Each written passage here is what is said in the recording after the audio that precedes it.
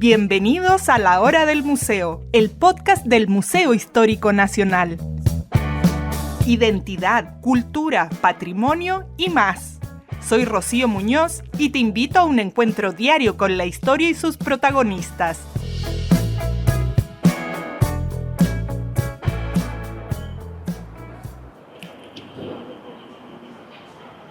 En el episodio de hoy vamos a estar recorriendo el Museo de la Solidaridad Salvador Allende en pleno barrio República, en esta casa maravillosa que tiene mucha historia. Ya tiene 100 años, cuando un empresario belga solicitó su construcción.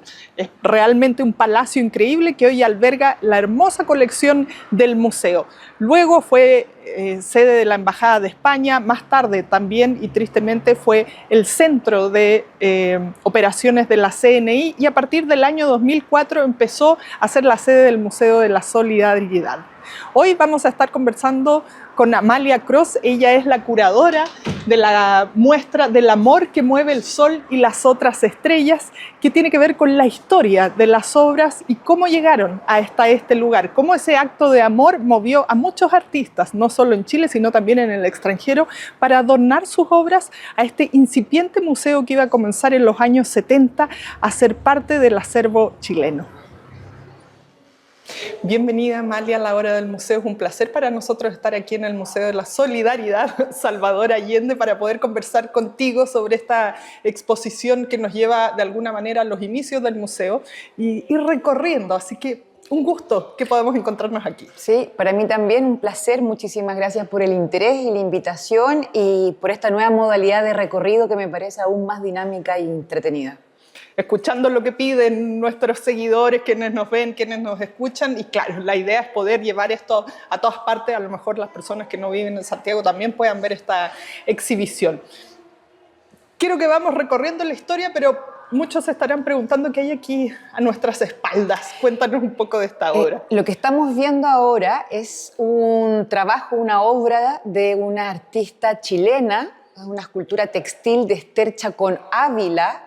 Se llama Mariposa, la realizó a finales de la década del 70, está hecha completamente a partir de nudos, y lo interesante es que esta obra, si bien no pertenece a la colección del museo, es un préstamo especial para esta exhibición, se conecta con una acción performática que ella hace en París, en el Centro Pompidou, en el marco de una muestra del Museo de la Solidaridad durante el exilio. Y lo que sucedía es que sus esculturas textiles se tornaban esculturas vivientes.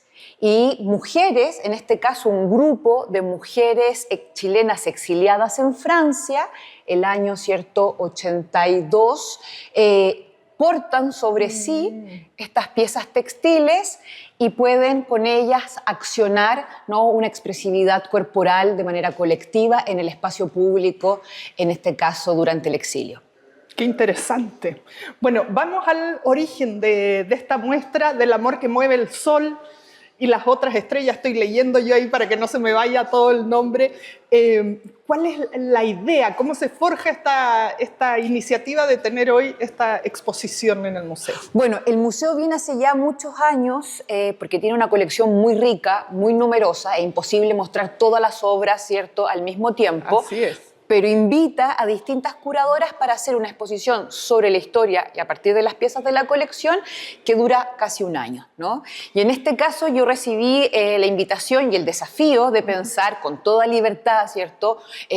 Podrían haber resultado muchísimas cosas distintas, pero me parecía nuclear, por el contexto histórico que estamos viviendo, volver a pensar los orígenes y las fuerzas o los afectos que detonaron algo tan increíble, ¿cierto?, como construir un museo entero en nombre de la solidaridad. Y lo que uno se percata a través de las obras y la historia del museo es que el acto de crear y donar una obra, esa pulsión inicial, es también un acto de generosidad, de compromiso, de respeto, de interés, y eso todo queda englobado en el afecto mayor, que es el amor, y el amor que es capaz de transformar y mover los astros en el sentido revolucionario también, y por eso el título se centra en aquello que nos conmueve, que nos moviliza también en términos políticos y artísticos, y es una frase preciosa que no es mía, tengo que decirlo, yo la tomé de un poema de Raúl Zurita, quien a su vez la tomó de la Divina Comedia de Dante. Tiene toda su historia. Bueno, aquí, saliendo un poquito de la exposición en sí, ir a la historia del museo, que por supuesto está entramado con esta exposición. A lo mejor hay muchas personas que nos están viendo ahora y no saben cuál fue el origen del museo. Entonces, cuéntanos esa parte. El hito fundante, el museo se crea el año 71 durante el gobierno de la Unidad Popular bajo la presidencia de Salvador Allende, quien en su gobierno le dio un lugar central al arte y a la cultura y la participación, cierto, activa de artistas. Y a este llamado internacional que hace un grupo de personas liderado por Mario Pedrosa, este gran crítico de arte brasilero que estaba de hecho exiliado en Chile en ese momento, lo que hacen es convocar a todos los artistas de Chile y del mundo a respaldar este proyecto y hacerlo a través del arte, que es lo que le corresponde, cierto, a un artista. Y a ese primer llamado internacional se recibieron un montón de obras que fueron llegando poco a poco y que fueron conformando este primer momento del museo, que se exhibe el 72 en la UNTAC y que, bueno, lamentablemente, obvio, con el golpe de Estado, el museo se desmantela, tiene que, como idea, sobrevivir en el exilio. Algunas obras se destruyen, vamos a poder ver abajo algunos registros de obras que ya no están, o no se sabe dónde están, mientras que, cierto, continúa su labor el museo en el exilio y siguen las donaciones y sigue siendo respaldado este proyecto colectivo, aún sin edificio, hasta que con la recuperación de la democracia el museo logra volver a Chile e instalarse, cierto, como una institución que es excepcional, anómala, porque se conforma por las voluntades y la participación de artistas y del público, y en ese sentido es bien notable como modelo de museo. A mí lo que me impresiona es que he venido muchas veces y cada vez hay obras nuevas de la colección, ¿no?, que se va exhibiendo, como tú decías, hay mucho, y obras de artistas muy reconocidos, sí, obras maravillosas, obras impactantes. Entonces, ¿cómo fue ese proceso para poder contar esta historia que hoy vamos a ver en la exposición? Sí. Seleccionar las piezas, me imagino, ir a las bodegas de colecciones, buscar en los archivos. ¿Cómo fue todo eso? No fue una tarea fácil. Primero, una tarea larga de investigación, más de un año de trabajo, con todo el respaldo de todo el equipo del museo notable, si no, no hubiese sido posible, y aprender a dejar fuera cosas. No es fácil dejar fuera a Roberto Mata, no es fácil dejar afuera, cierto, a Estela, a Miró, a los grandes artistas que forman parte de esta colección. Sin duda, una de las colecciones más valiosas, públicas, más valiosas de Chile y Latinoamérica. O sea, es bastante en ese sentido valiosa su colección. Pero sí había que tener criterios de selección que pudiesen armar un relato, ¿no? Una especie de lo que finalmente uno hace en una exposición es contar una o unas o varias historias, ¿cierto?, en medida que uno recorre y va relacionando las obras y va configurando una experiencia. Y los criterios de selección intentaron precisamente centrarse en las obras que estaban involucrando al espectador para poder movilizarlo, desde la incorporación del movimiento a la acción de arte, terminando en el acto político también, ¿no?, y en esos cruces. Entonces, desde las primeras investigaciones de Alexander Calder, que vamos a ver, de sus móviles, ¿cierto?, esculturas cinéticas, ¿no?, que se mueven, hasta acciones de arte performáticas en la calle de otros artistas. Entonces, ese trayecto iba desde los años 60 hasta los años 2000 de manera bastante clara, ¿no? Y ese fue un vector que me permite seleccionar como con mayor seguridad y coherencia qué obras se exhiben y al mismo tiempo provocar ese efecto en el público. Bueno, vamos a ver todo esto que nos estás comentando. Vamos a seguir con el recorrido. Amalia, continuamos el recorrido. Estamos sentadas en una pieza, en una obra de arte importantísima. Yo la había visto en otras ocasiones que había venido acá, me llama mucho la atención. Cuéntanos dónde estamos sentadas y cómo seguimos el recorrido en esta sala. Esta es una obra de Yoko Ono, artista, cierto, conceptual, que donó este trabajo en la década de los 90 al museo. Y es un buen ejemplo de esta idea que te mencionaba antes, Rocío, de cómo podemos entender el arte desde la acción, la participación, el involucramiento, de pensar un espectador no como un sujeto pasivo, sino activo, ¿no? Ujú. Y aquí a través del juego. Es decir, hay distintos verbos que se vuelven acciones en las obras de arte, desde plegar, mover, a jugar, ¿no? Y en este caso es un juego de ajedrez que tiene la particularidad que no hay piezas negras, es decir, en vez de una batalla o una confrontación, es como un mensaje más pacifista en la línea de trabajo que tiene Yoko Ono. Ujú. Bueno, y tenemos el privilegio de estar sentadas aquí.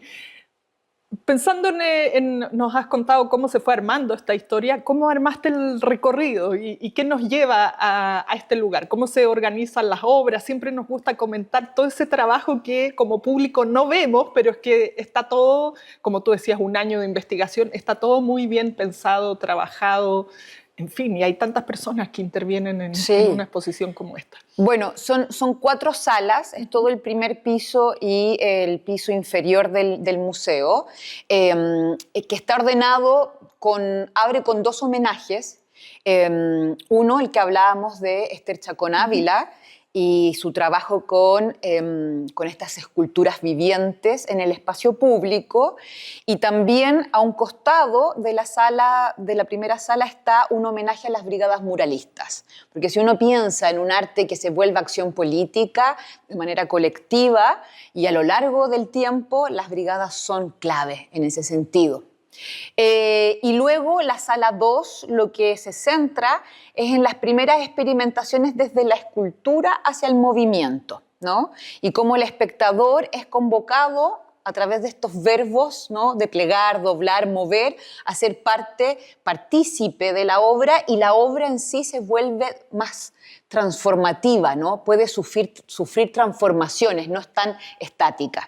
Y esta, la tercera sala, donde estamos sentadas ahora mismo, es la sala que tiene más obras, es la sala más grande, y acá lo que podemos ver es desde la década del 70, ¿cierto?, hasta los años 2000, es un orden cronológico de artistas internacionales y nacionales, donde la clave es precisamente la idea de un museo en movimiento, ¿no? Es decir, el Museo de la Solidaridad tiene esa particularidad, ¿no? Nunca ha tenido una arquitectura fija, hoy día estamos acá, pero ha estado en otros momentos, claro. Y lo que nos hace pensar eso es que el museo es por sobre todo una idea en movimiento que es capaz de movilizarnos, así como el arte es capaz de conmovernos. Y todas las obras que vemos acá son acciones de arte, intervenciones o performance, y en ese sentido tiene mucha importancia el registro, porque como acciones efímeras, ¿cierto?, sobreviven en su condición de registro fotográfico o audiovisual.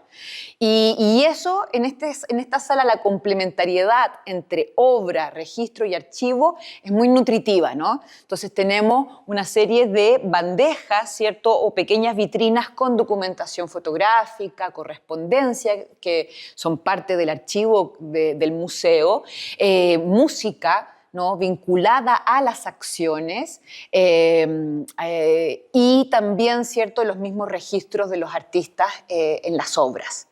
Podemos ver en las obras el momento en que Elías Adasme o Juan Castillo, Lotti Rosenfeld, ¿cierto?, el mismo Francisco Copelo, a través de la mirada de Paz Errázuriz, están en un momento de acción. Y cómo aquí tú nos contabas, bueno, pensabas en el amor, la generosidad de donar las obras para montar este museo a inicios de los años 70. Vuelvo a esta idea de que hay mucho, me imagino, en los depósitos, entonces poder encontrar el nivel de detalle que vemos en la exhibición de ciertos archivos, fotografías, ¿están relacionados con la obra que está sobre estas vitrinas? Sí. ¿O cómo se va armando la historia en particular en esta sala? Directamente relacionado, es un trabajo cruzado entre la investigación de la obra en cuanto a objeto, con las encargadas de colección, ¿cierto?, la conservadora, pero también con todo el equipo de investigación y del archivo, ¿no? Entonces, hay obras, por ejemplo, hay una maravillosa, que es primera vez que se exhibe, que es una foto performance de Helio Oitichica, un importantísimo artista de Brasil, que había estado catalogada como archivo, o sea, como documento dentro del archivo, porque había usado la fotografía de obra como postal y en el reverso estaba escrito. Entonces, y además tenía un tamaño que parecía ser una postal y también lo era, pero es una obra, una fotografía numerada que iba dirigida a Mario Pedrosa para formar parte de la colección inicial del museo. También había una fotografía muy particular que me llamó inmediatamente la atención, que decía que era de Paz Errázuriz, pero no había más antecedentes. Y eso me llevó a contactar al artista, conversar con Paz Errázuriz, preguntarle de qué se trataba esto. Y me cuenta que efectivamente es una obra inédita, es una de 36 fotografías que ella realizó a su amigo Francisco Copelo mientras él hacía una acción performática. Y lo notable de ese hallazgo es que, además que nunca se había mostrado la serie completa, nosotros elegimos solo 3, por cierto, es que estaba Copelo, ¿cierto?, haciendo una performance y para Paz era una de las primeras fotografías en movimiento que no es normal en su trabajo, ¿cierto? Entonces tiene una doble excepcionalidad. Claro, bueno, por eso el rastrear y confirmar que realmente era una obra de ella. Atrás nuestro tenemos aquí principalmente 3 obras muy interesantes, aparte de esta fotografía postal que nos contaba su historia. El afiche que está detrás de nosotros, Stop, no comprendo qué dice lo demás. Y además lleva la fotografía de obra, me imagino, abajo, y sus datos. Sletterman es un artista sueco que realiza el año 75 una acción que, como dice el cartel, boicoteen la Junta, refiriéndose a la Junta Militar, paren el partido. Y esto es una investigación de otra historiadora del arte, Carla Maquiavelo, que ya había levantado a través de su trabajo todo lo que había sucedido en torno a un boicot, una movilización en apoyo por la recuperación de la democracia en el marco de la Copa Davis de tenis. Entonces, el equipo chileno tenía que jugar, se empiezan a manifestar en la calle, la sociedad, ¿cierto?, en contra del partido, o sea, no en contra de los tenistas, sino que en contra, ¿cierto?, del Estado, de la Junta Militar que está gobernando ilegítimamente el país en ese momento. Y al artista no se le ocurre nada mejor que desnudo, colocarse sobre su cuerpo estos signos pares, de señales del tránsito, fotografiarse y luego volverlo una especie de afiche para poder pegarlos en las calles y manifestarse, ¿cierto?, en contra de la dictadura militar. Tenemos otro cuadro que combina técnicas, elementos. El autor es Fostel, un artista alemán quien donó esta obra, que a su vez hace referencia a un trabajo mucho más complejo que propuso para la Documenta Kassel y que no se realizó en todas sus partes, pero de manera casi simultánea, un grupo de artistas chilenos de avanzada, Ditborn, Ronald Kay, Catalina Parra, montan en Chile, ¿cierto?, parte de su trabajo, y él era como un gran referente del arte en ese momento. Y lo interesante es que el documento que está abajo de la obra, que es una ficha de donación que hace el artista, cuenta que él ya había donado anteriormente una obra que es una de las tantas obras que se perdió, ¿no? Es decir, se envía a Chile en barco, se sabe que llega a Valparaíso, pero luego nunca llega al museo. Llega a Valparaíso a mediados del año 73. Entonces entenderemos que por la circunstancia del país y por el tipo de objeto, porque era un cajón de madera de fruta dentro de una caja de acrílico. O sea, tampoco es que una persona de aduana podría saber identificar que se trataba de una obra de arte, ¿no? Si uno lo piensa como en la... Claro, sin contexto no se entiende. No se entiende, entonces tampoco se sabe si fue destruida o se perdió o qué pasó con ese trabajo. Veo también cosas más típicas como arpilleras, o no sé si propiamente tal se pueden considerar esas como arpilleras, que de alguna manera obviamente lo sentimos muy... nos trae a Chile de vuelta. A lo mejor no son hechos por algún artista chileno, no sé, pero sí, lo son, sí, como tú bien logras identificar, son arpilleras de las arpilleristas, grupos de mujeres anónimos que realizaron y realizan hasta el día de hoy, ¿cierto?, trabajo con arpillera, ¿no? Recortes de telas, lana y cosido, de manera colectiva como sustento económico y también como soporte expresivo. Lo que narran las arpilleras que pertenecen a la colección del museo, y específicamente las dos que elegí para esta muestra, es la manifestación en contra de la censura, por recuperar y cuidar la posibilidad de expresarse libremente, cosa que en una dictadura no existe. Y también la que está a un costado representa, yo le digo, la arpillera tautológica, porque es una escena de ellas mismas trabajando.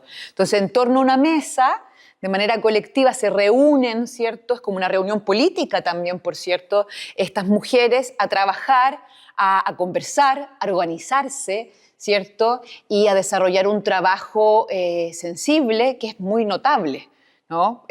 Por la manera en que está hecho y por la capacidad expresiva que tiene. Bueno, Amalia, te invito a que sigamos recorriendo las otras salas de esta exposición para ir compartiendo con ustedes todas estas obras, toda esta historia maravillosa que nos has ido compartiendo en el episodio de hoy.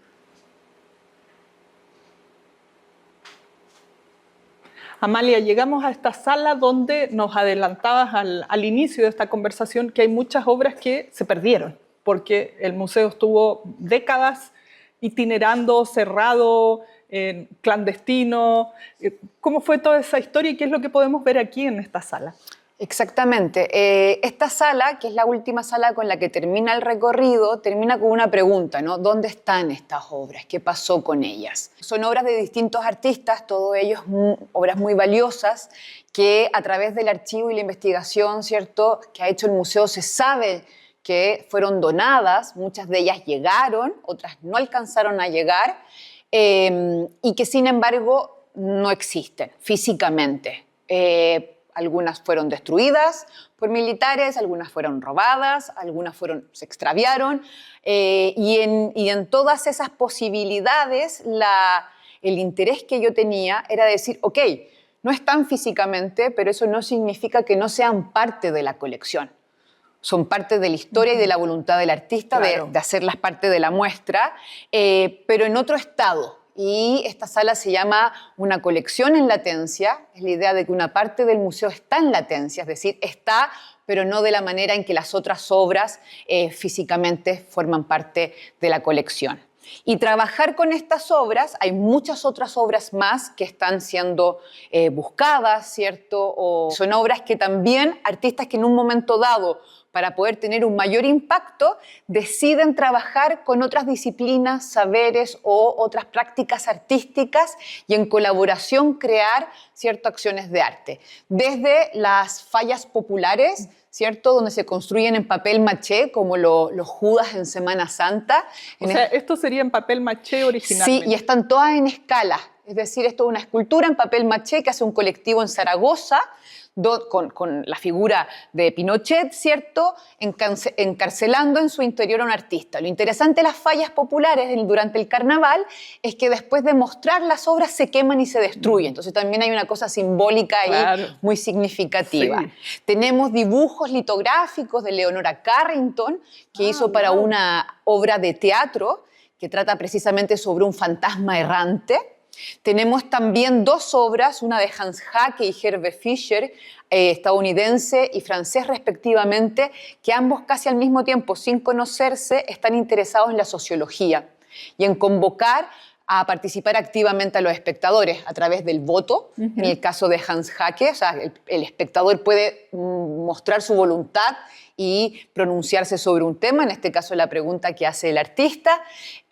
También tenemos a Matías Geritz, un arquitecto mexicano, artista, que tiene dos serigrafías que logramos dar con ellas porque al ser serigrafías en tirajes de 100 existían las mismas en otras colecciones de museo, y es un préstamo de la imagen que nos hizo el MACBA, el Museo de Arte Contemporáneo de Barcelona. Y finalmente atrás esa gran obra que llegó y se exhibió el año 72 en Chile, de Emilio Renard, un escultor argentino que, interesado en la ciencia ficción y la biología, hace estas esculturas con nuevas materialidades, se logra percibir, ¿cierto? Esa cosa plástica, ¿no? Científica, media orgánica, se exhibe en la UNTAC, llegó partida, se sabe por la mitad, una obra gigante de 5 metros, ¿no? Y luego no se sabe qué pasó con ella. Pero todas estas obras, a través de fotografías y testimonios escritos y orales de los artistas, pudieron ser también reconstruidas.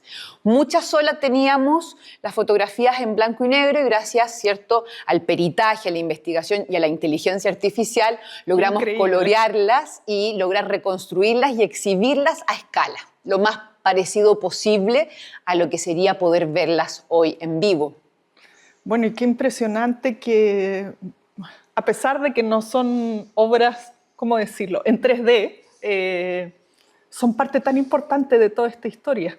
O sea, es como que tenían que estar de todas maneras porque es parte importante de lo que pasó, que se perdieron, se desaparecieron, no sé.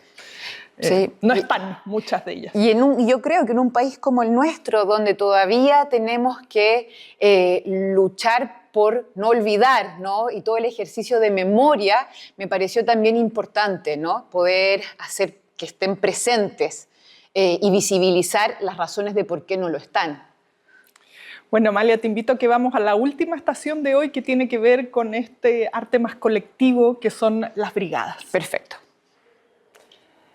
Y aquí estamos en esta estación que nos muestra el trabajo que hicieron las brigadas. Y ahí quería pedirte un poco de historia, de contexto, de cómo surgen estos movimientos, estos grupos que son masivos, ¿no? Un colectivo de personas que quieren decir algo, que salen a pintar los muros, las calles de Chile.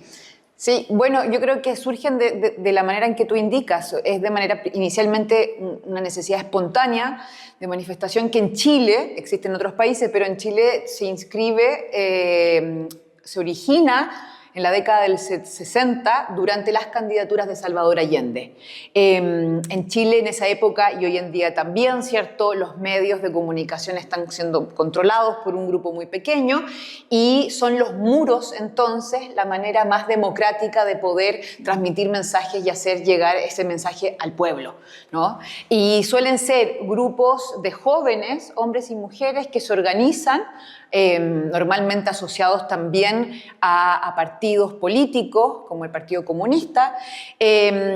Hay algunas de ellas muy conocidas, ¿cierto? La Brigada Ramona Parra. Claro, es la más conocida. El año de hoy, o sea, este año recibió el Premio Nacional Mono González, quien fue miembro, ¿cierto?, de las Brigadas Ramona Parra. Y luego, después del golpe de Estado, obviamente las brigadas tienen que entrar en la clandestinidad, siguen operando en Chile, pero mucho más difícil. Hay que pensar que luego del golpe y durante la dictadura, expresarse está prohibido, manifestarse, ocupar el espacio público, ¿cierto?, cualquier tipo de disenso, y los muros aparecen completamente grises, ¿cierto? Y lo interesante es que las brigadas, que tienen una estética muy marcada, esa estética responde a una forma de trabajo, ¿no? Es decir, la línea negra lo que hace es cubrir el lugar donde se juntan los colores son colores planos, ¿cierto? Sí. Se tienen que realizar de manera veloz, ¿no? Porque obviamente es un trabajo... Claro. Como clandestino. Claro, hay una urgencia en realizar ese trabajo. Y durante la dictadura, lo más notable es que se rearticularon en el exilio, especialmente en Europa, fueron incorporados, por ejemplo, en la Bienal de Venecia del año 74, que estuvo dedicada a Chile, y surgen un montón de brigadas que se agrupan y empiezan a funcionar cada vez que es necesario colectivizar, ¿cierto?, el impulso por manifestarse a favor de la democracia, por la recuperación, el fin de la dictadura y la protección de los derechos humanos en distintas partes del mundo. Y hasta el día de hoy podemos ver, de hecho, sí, afuera, en el museo, cuando salgan van a poder ver que hay una obra de la Brigada Ramona Parra a la entrada del museo. Sí, bueno, todavía seguimos viendo y ya quedó como un sello del arte chileno, el arte de las brigadas. Absolutamente. Sí. ¿Y cómo esto se une al tejido de la exposición? Porque hemos visto obras que llegaban acá por donación. Esto como que es un poco distinto. Sí, es distinto. Se realizaron cada vez que el museo exhibió su colección durante el exilio en distintos países, Francia principalmente, ¿cierto? Pero también Italia, etcétera. Se organizaban eventos en torno a la exposición. Entonces, no solo se trataba de mostrar las obras en formato tradicional, sino que se aprovechaba ese acontecimiento social para poder, de manera colectiva, ¿cierto?, organizar murales, afiches, ¿no?, y poder a través de esos soportes difundir el mensaje que estos artistas, el mensaje político que estos artistas querían. Y lo que quedó de esas brigadas en la colección es principalmente registro, porque como tú bien señalas, ese mural que queda hecho después se borra, ¿cierto? Se elimina, se olvida, pero podemos ver en fotografías, ¿cierto?, los resultados de esas acciones colectivas, la Brigada Pablo Neruda, ¿cierto?, la Brigada Internacional Salvador Allende, todas las que fueron creadas en circunstancias específicas, y también los afiches. En el archivo del museo también se conservan, ¿cierto?, afiches, que es otro soporte de gráfica popular para poder manifestarse y que es muy similar en términos estéticos. En este caso son la Brigada Luis Corbalán y un afiche de José Balmes. Bueno, sí, es muy característico de Balmes el trazo de este afiche. Amalia, nos queda poquito tiempo. ¿Hay alguna obra que te haya llamado la atención por algún motivo, una joyita o algo predilecto, algo que te haya asombrado en todo este trabajo de investigación y de buscar en las entrañas del museo estas piezas? Yo creo que todas las obras que están en la muestra están por una razón muy particular, ¿no?, y que responde a ese deseo de darla a conocer y compartir con los otros la importancia. Pero más allá de lo que te mencionaba de Paz Errázuriz y lo de Elio Itichica, creo que también haber traído y haber gestionado con cierta dificultad, porque no es fácil traer obras de Esther Chacón Ávila, de haber podido hacer que el artista viniera, ¿cierto?, a Chile y trabajara con artistas jóvenes. Yo creo que eso también marcó un hito durante la exposición. Así que creo que si bien la obra que ella donó al museo se perdió, está dentro de este grupo de obras que se perdieron, dar a conocer su trabajo dentro del contexto de solidaridad internacional me parecía importante. Bueno, todo este enorme trabajo que vemos hoy, que por supuesto hay que venir a disfrutar. ¿Hasta cuándo se puede venir a ver una muestra? Hasta agosto del próximo año. Así que hay tiempo y también, bueno, venir con tiempo y recorrer y participar. Hay un montón de actividades que el museo gestiona, ¿cierto?, coordina en paralelo, así que los dejo a todos súper invitados y invitadas para poder venir a la exposición. Bueno, y con todos estos datos que nos has entregado hoy, hacen el recorrido muchísimo más valioso, más rico, porque uno ya sabe. Y si algo tal vez no se entiende ya con todo este recorrido de primera mano que hemos tenido hoy contigo, nos queda mucho más claro. Amalia, gracias por llevarnos hoy a través de esta sección de la colección del Museo de la Solidaridad. Muchas gracias. Esto fue La Hora del Museo, un encuentro cotidiano con nuestra historia, el podcast del Museo Histórico Nacional.